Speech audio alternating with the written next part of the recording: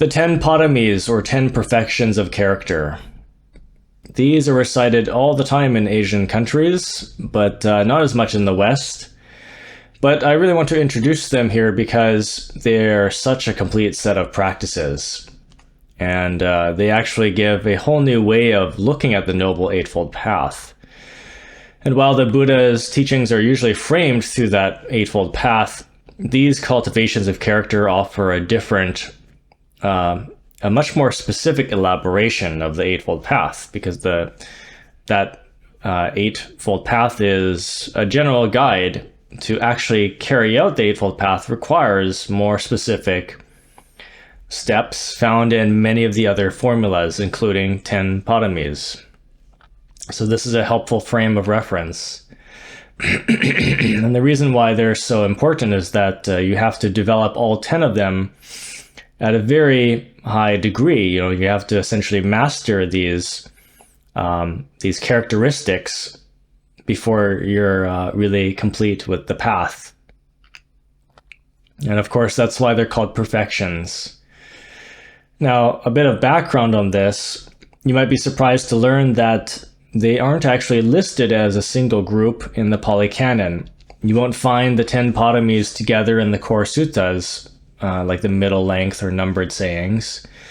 They're scattered individually throughout the canon, but they weren't collected as a unit until later commentarial literature, where they became a really vital teaching tool.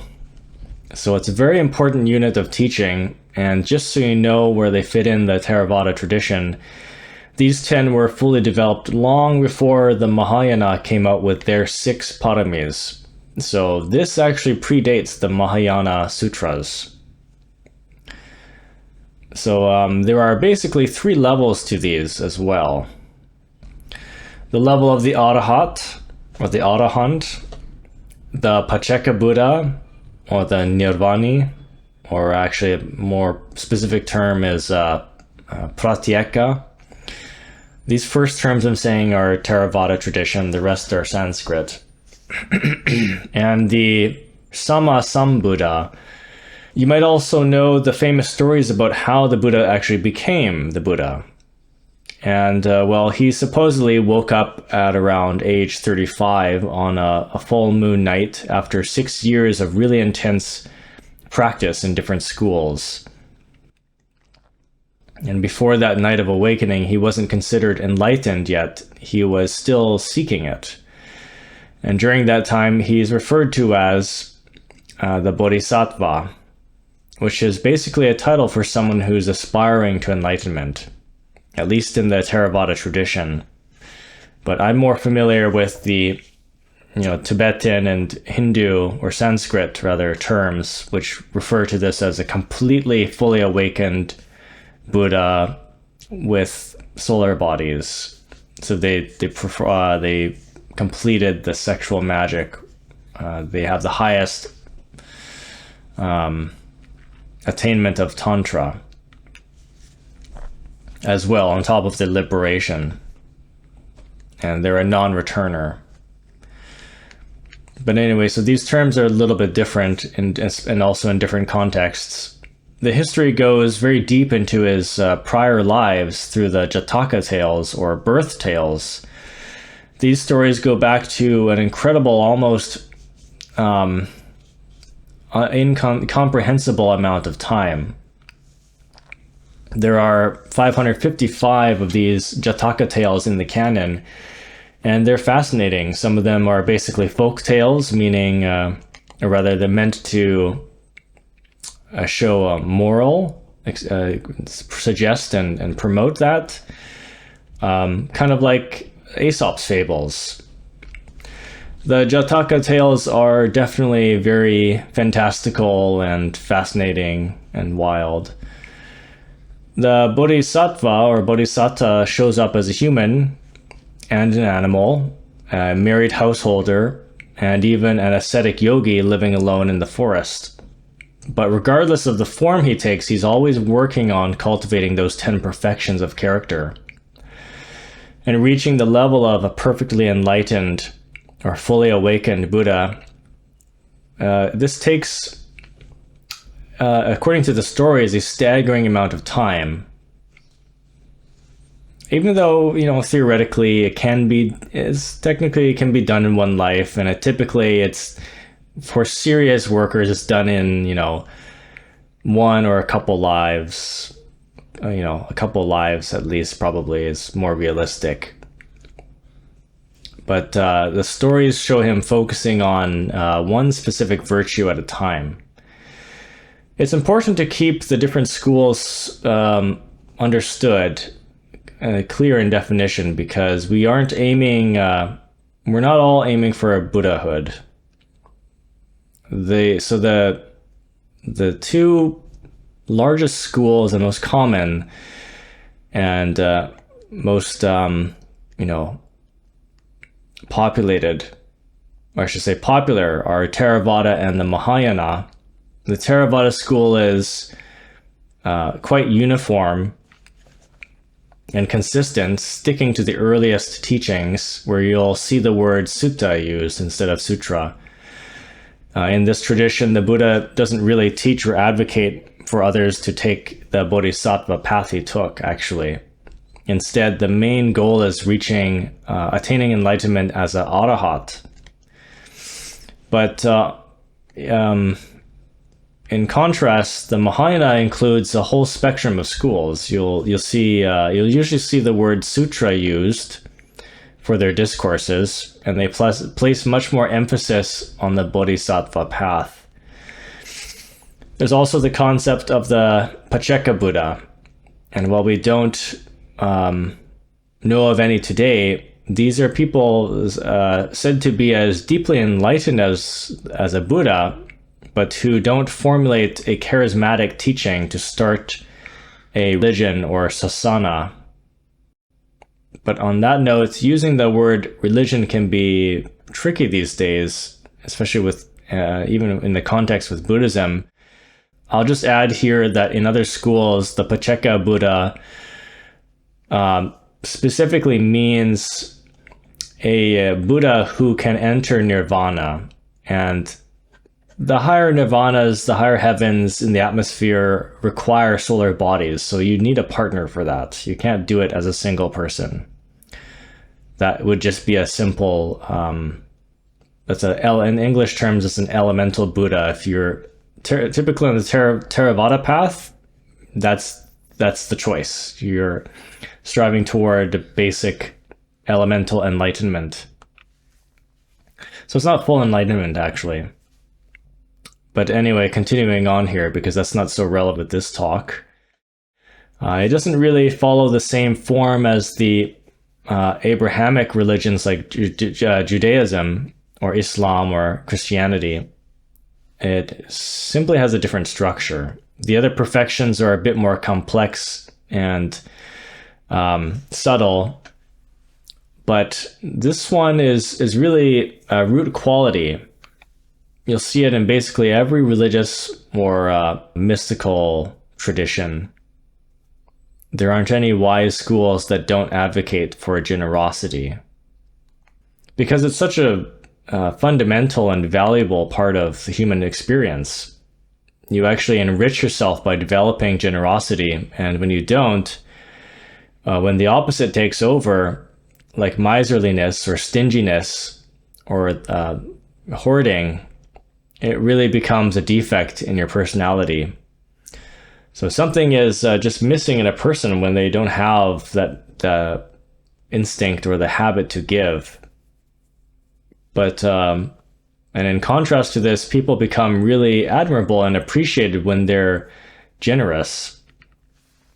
Others are inspired and uplifted by it, and seeing that kind of example makes them want to emulate it themselves. Of course, you have to have the spiritual spirit of generosity as well. It's not just the act of giving, it's an attitude.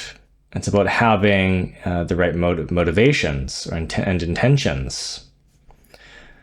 So Buddhism goes deep into how you actually develop these perfections of character. These are not perfections of action, right? That's why it's called perfections of character. It's part of your mind, it's part of your being. You have to embody it. So there are stories about the historical Buddha where he has to give everything away to reach that level of fully, complete enlightenment. This perfection has to be developed to the highest degree. The stories that they tell are riveting because, for instance, the life right before he became the Buddha is a Jataka story that's often performed on stage in Asia. And sometimes the roles are even played by monks and novices. In Thailand, you'll see like lay people playing the women's roles because they have higher voices. And this was actually common in drama for a long time. Even in Shakespeare's day, men played the women's roles because it wasn't always thought appropriate for women to be on stage. It's a common thread in traditional theater around the world. So when people in the West think of Buddhism or monks, they usually imagine someone sitting in a full lotus under a tree, watching their breath, or solemnly going on alms round. But there's a immense culture in Asia where monks are doing all sorts of things, including communicating through the medium of the stage. So that particular story is actually pretty disturbing, and it's designed to be that way. It's so well crafted that it stays with you. So at that point, the bodhisattva has to give away his wife and his 2 children, a boy and a girl. It's that final stage of developing his perfection of generosity, and when someone asks for them, he gives them away. It can feel irresponsible and makes you think, how could you possibly do that? Why would you do that, of course? So it's an enchanting but unsettling story for a lot of people. But these paramis are all taught through various stories and parables and metaphors. I would argue that it's pretty unnecessary in reality to do that, because it's, why do you give things away? Because you have attachment. And the Buddha, by that point, was not really attached to anything. So in reality, it's not that extreme.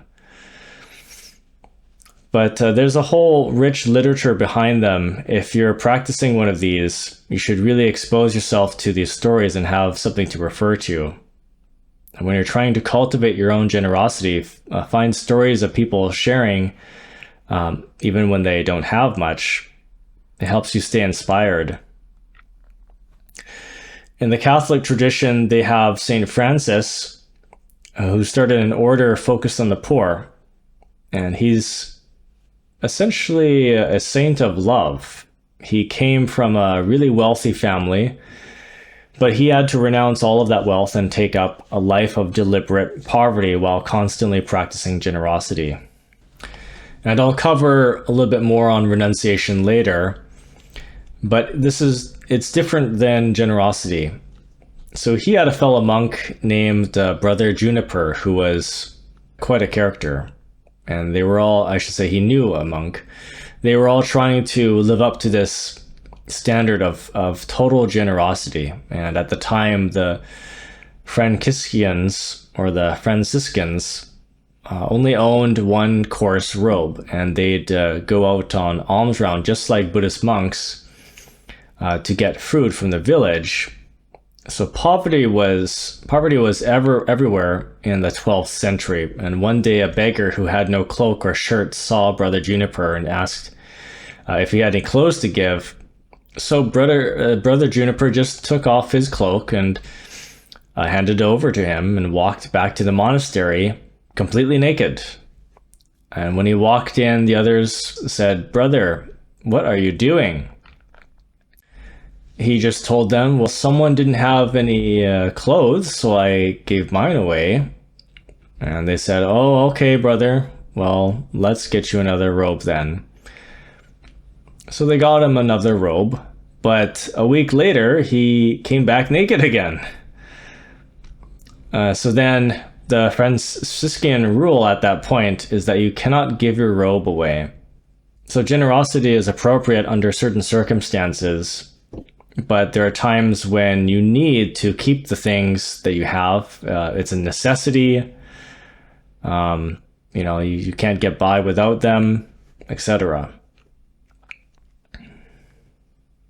So there's generosity, and there's appropriate generosity, and then there's idiot generosity, and then there's various spectrums of generosity. So you see that it's not just in the Buddhist practice, but we should all cultivate this. Now, sila is the next virtue, or the next perfection, and it's the practice of virtuous behavior. So this is not just morale or morality, it's ethics. It's your execution of virtue.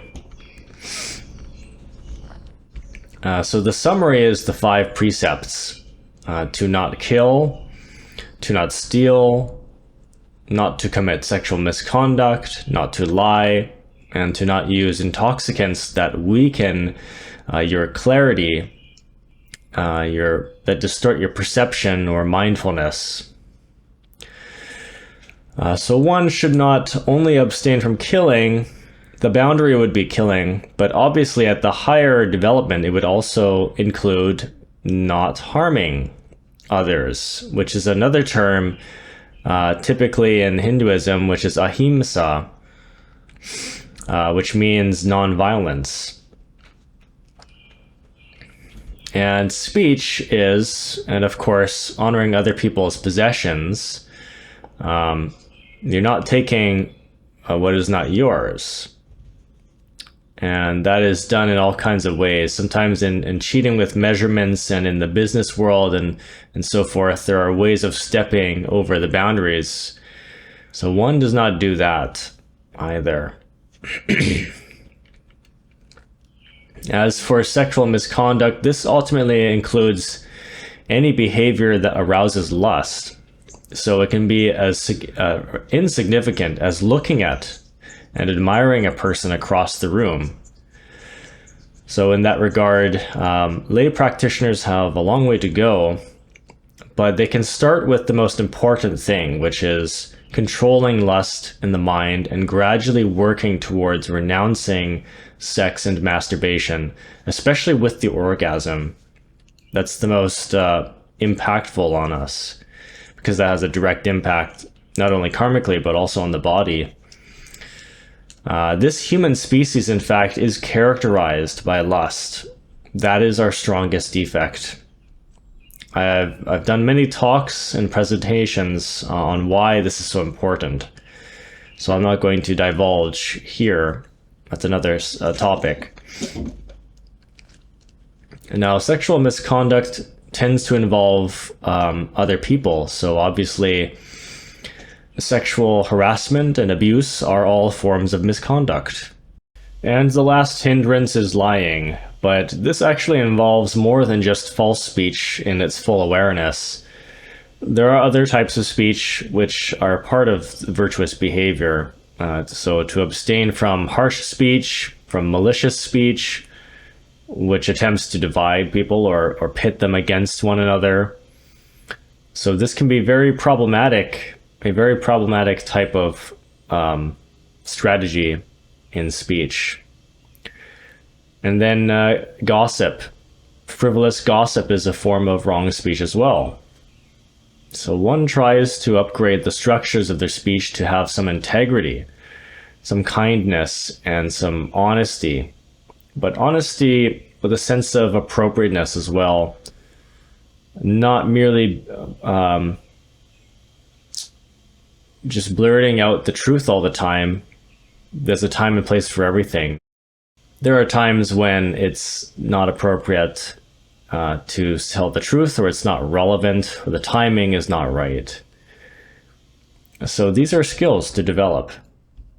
Then there's nekama, which is renunciation. And that is what monks and nuns do. That renunciation is when you renounce the household life and you go forth into the monastic life. And renunciation is different than generosity. So you're just letting go of these things. You're not necessarily giving them away.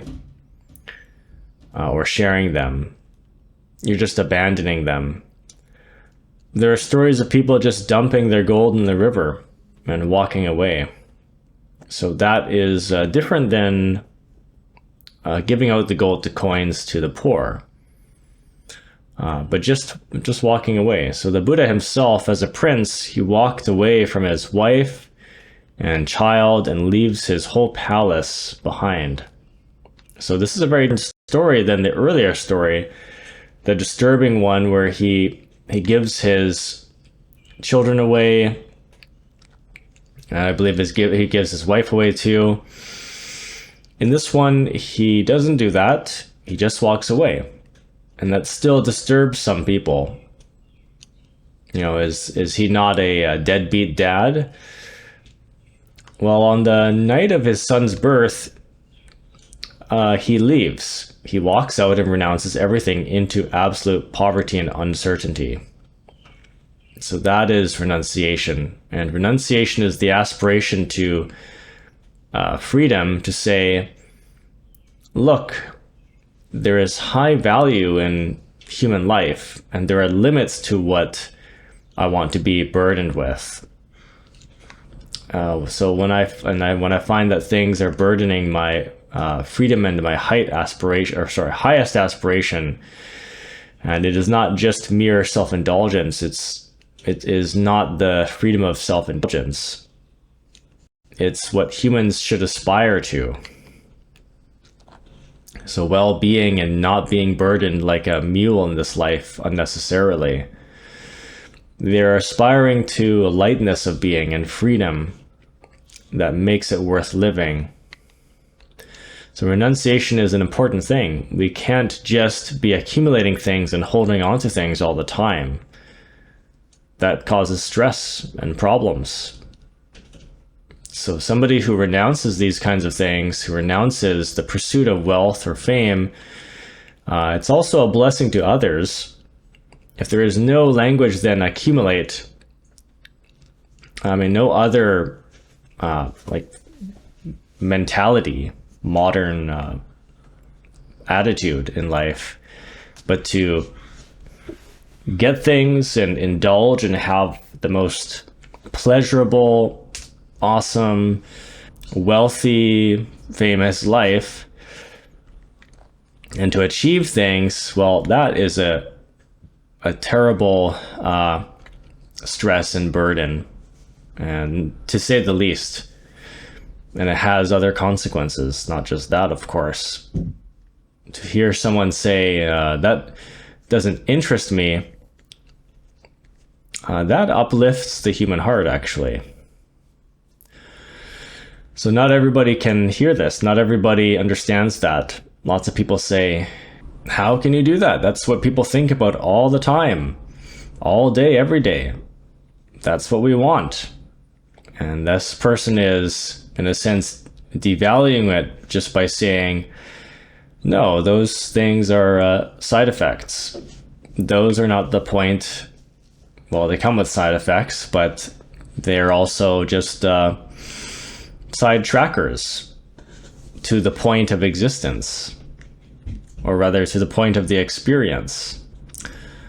So the next is wisdom, and wisdom is only wisdom if it addresses one particular situation. It's not intelligence. Wisdom is different than that. Intelligence can answer the question, well, if you write an IQ test, you sit down there, and whatever question they ask you, you try to answer. It's interesting, but are you spending your time well? And they say, I'm going to give you a crossword puzzle, and you're willing to try to answer it and invest your life in some stranger asking you a bunch of random questions. Are you sure you want to do that? Is that really useful for us? Wisdom is asking, what is the best use of my time and energy? And what is the point of things? right? If you're really smart, you can build a rocket and put people on Mars, right? But ultimately, wisdom asks, why? What's the point of it? What is the benefit? And another question is, what's important to me? And what's important to other people? So I'm not just interested in answering just any question. It's certain questions that I should be concerned of when I have wisdom in my mind. The amount of questions available to humans are infinite, right? It's just endless. The ideas that we have, the problems, the ideas that come to manifest and the problems that follow. Just think about science. In physics, you can go on examining matter forever. All sorts of mathematical formulas. They are endless. But where do they go ultimately? Right? Are they the best use of our time? And should we really be studying everything? Do we need to know every tiny detail? Or should we try to answer the question, how do we reduce the suffering on this planet ultimately? How do we increase our well-being? This is the important question. And science really doesn't decide which is the most important question. That's not science's purpose. The purpose of the smart and intellectual or the smart scientific mind or the mathematical mind is just to solve the equation, or just to analyze something, just to compare this with that. There's no point. It's somewhere else where the point comes from. Somebody else or some other thought or philosophy has the reason, but science doesn't. Science is just the means of solving a problem. So it just answers questions in that method. It doesn't say which is the most important, right? Buddhism says which is most important. Philosophy says what's most important, and so on. So that's the human aspect of it, our philosophy and our attitude. So panya is this capacity to ask, how do you develop panya?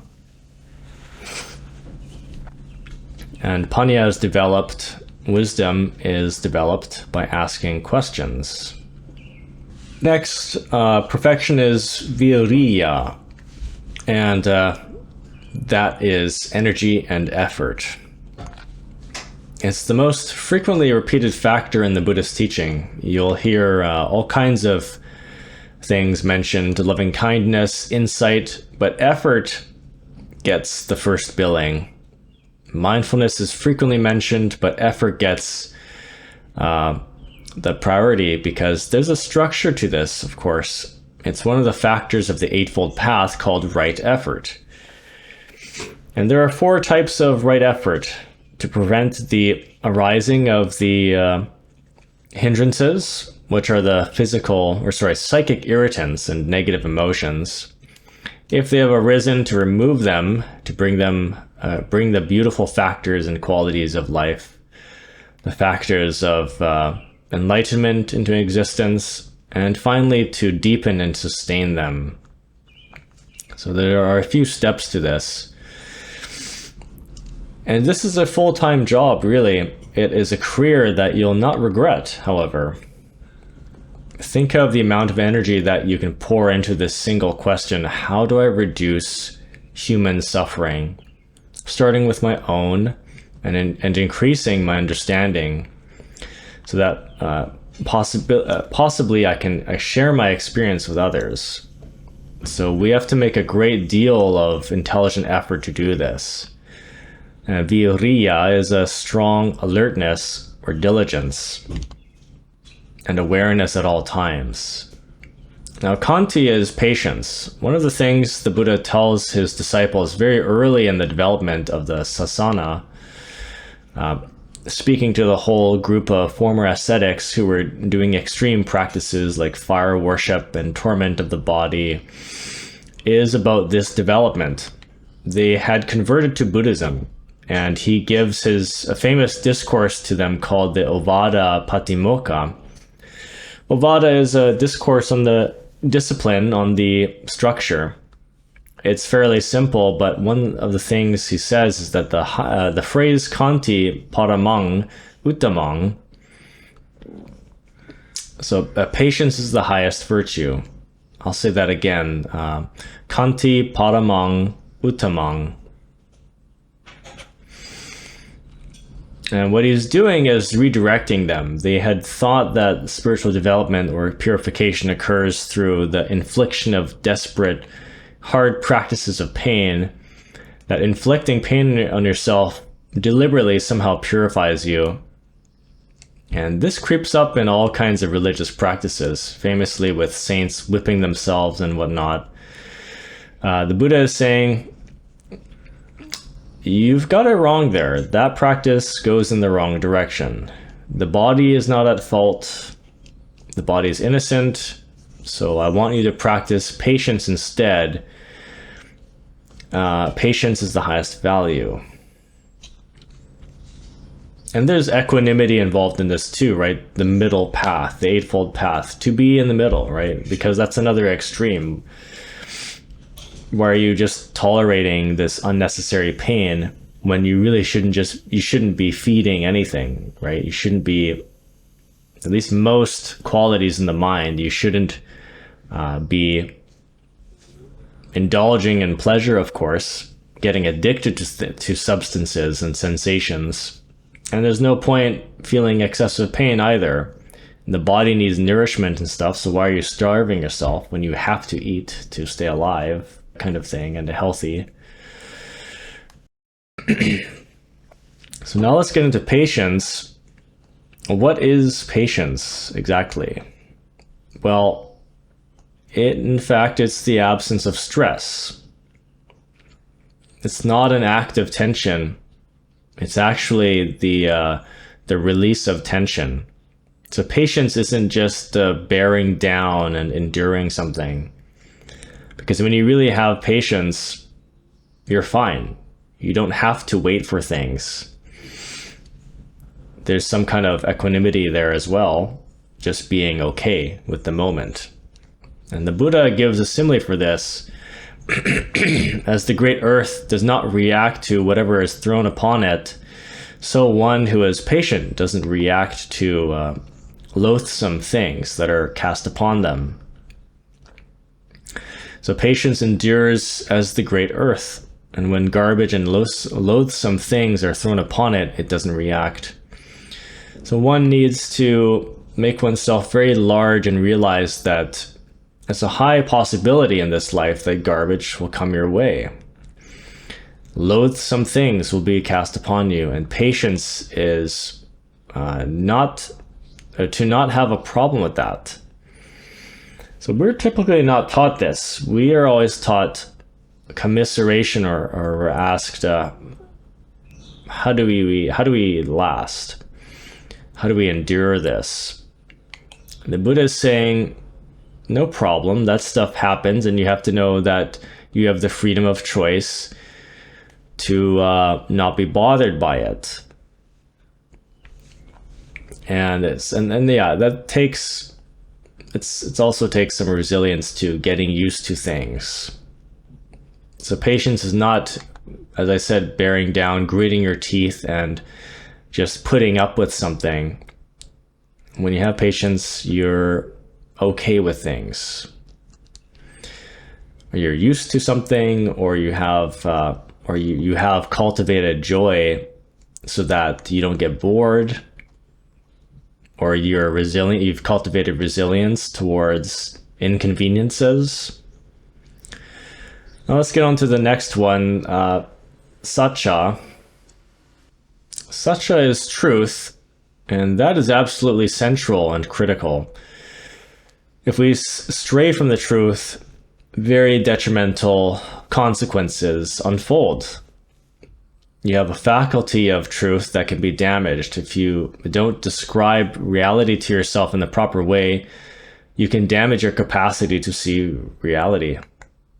When we're in the midst of an election and things with a great deal of flinging around the word lying, the consequences of misrepresenting reality are grave, because it's a precious and delicate faculty.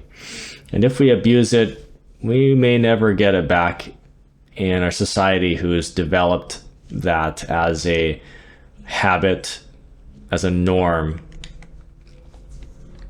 You lose your ability to distinguish between reality and fantasy even. So pathological liars will often be unable to tell whether they're lying or not anymore. They get so used to it.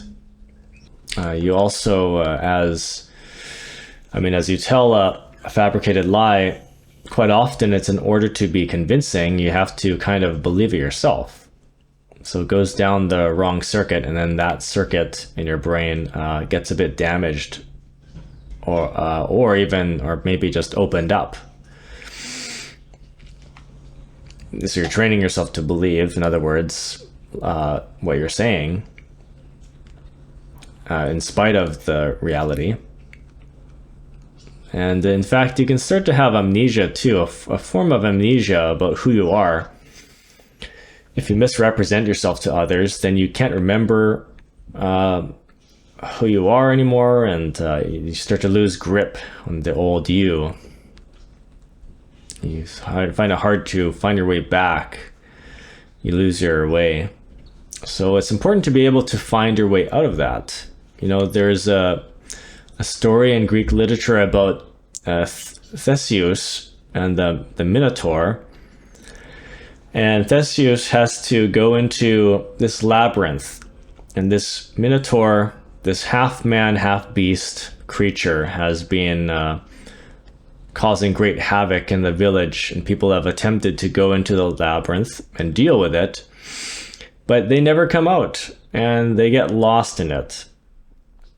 So this is a frightening story when you think about it, being in that situation.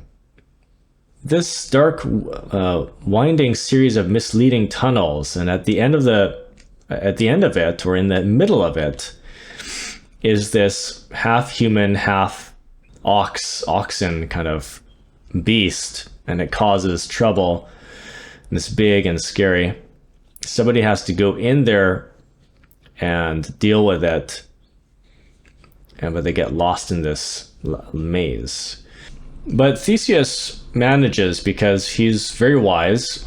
So he ties a thread on his wrist. It's a very long one, and he goes into the maze. But he can find his way out, because the thread is tied, of course, to the origin of where he started. So all he has to do is walk backwards and follow it, and it leads him back out.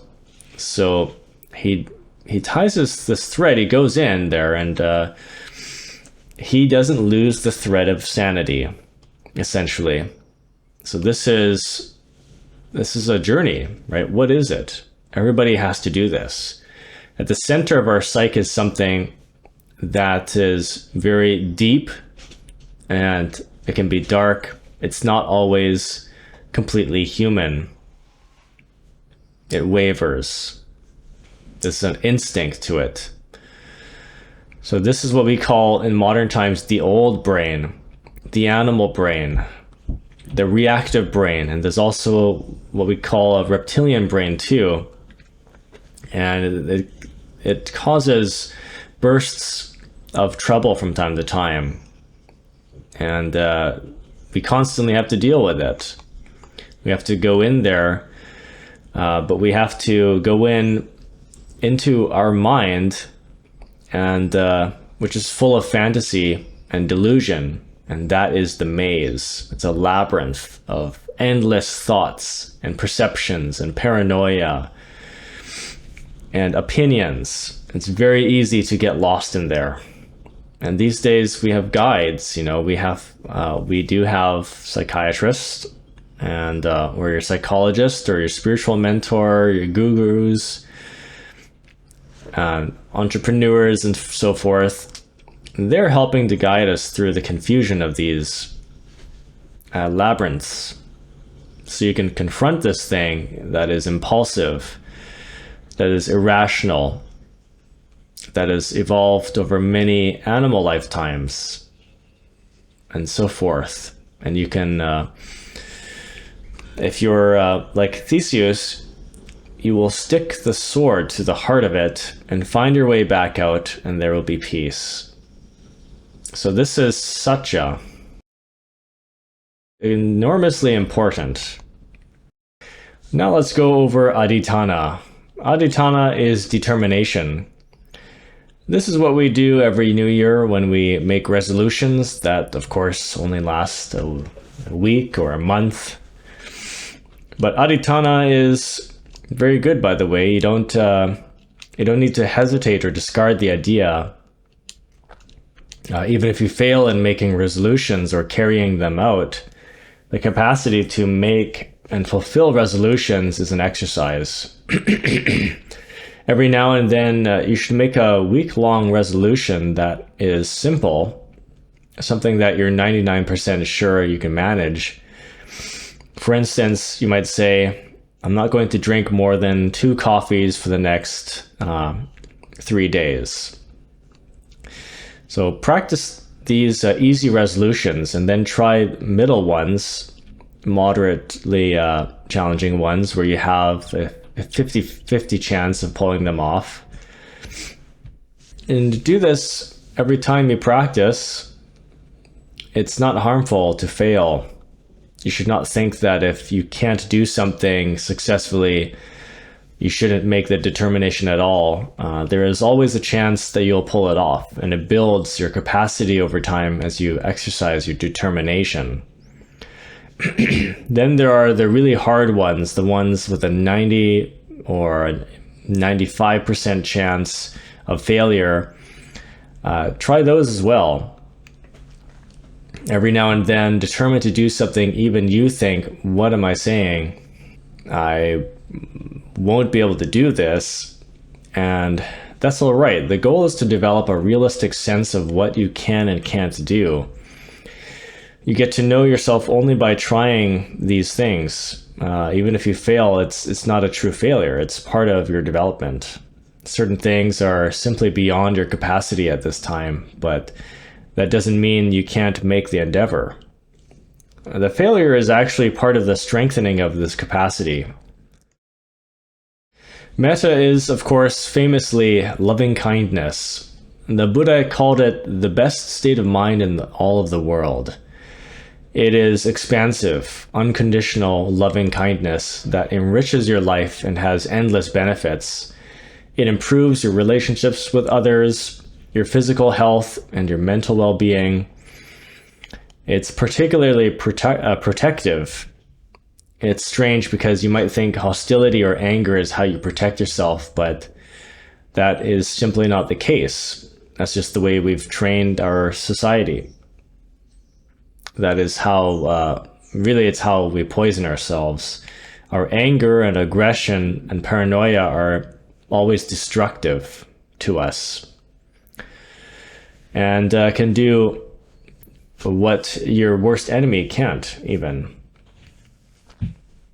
They're ultimately not constructive or helpful. But loving kindness is the opposite. You feel safe when you have loving kindness because it's the essence of safety. And the Buddha said that just as a mother loves and protects her only child, the child experiences that love as a sense of safety. Now, by practicing loving kindness, you induce that same sense of safety and confidence in yourself. Now, upekkha is equanimity or equilibrium. Another simpler term is balance or harmony. So it's the philosopher's virtue. You hear about Socrates being very equanimous. Sometimes people use the word apathetic, but that had a different meaning in ancient times. The Greek word apatheia meant not being pathetic. So Socrates thought it was pathetic how people get swept away in little melodramas. A more developed person is not swept away by pathos or pathos. They're apathetic in that original sense. Though this later became a negative word for being indifferent. But the real meaning of upekkha is equanimity. So equanimity means not being swept away. It's being equanimous, harmonious, serene. So similar to the simile used for patience, this one goes, just as the earth does not react when loathsome things are thrown upon it, equanimity means the earth does not react to whatever is thrown upon it. So sometimes roses and flower petals are thrown upon the earth, and sometimes garbage. So it covers a wider spectrum than patience because it also allows you to remain unmoved by good things, by praise or success, good fortune, things that usually cause a lot of stimulation or excitement in people, or being in love, right? These can be actually very dangerous, and as dangerous as bad fortune if you're carried away by them, because you lose your mindfulness when you're overexcited, and you become more attached when you're interested in something, or when you're indulging in something, when you're experiencing pleasure. So a person of sterling character is balanced in the middle of a teeter-totter. Sometimes you're praised and sometimes you're blamed. Are you non-reactive in both situations is the question. So it's very hard to enjoy praise without being moved by blame. So you're fooling yourself if you don't deal with both sides of the teeter-totter. These are the 8 worldly winds: success and failure, praise and blame, fame and disrepute, pleasure and pain. People respond differently. Some don't care about blame as long as they have success, while others will not risk being blamed, even if it means losing their renown or their status. Their concern for the opinion of others outweighs their desire for achievement. So everyone has their specific struggle on that teeter-totter. So these are the 10 paramis, and they're developed at 3 levels. We all have to develop all 10 of them to a substantial degree to reach the end of samsara.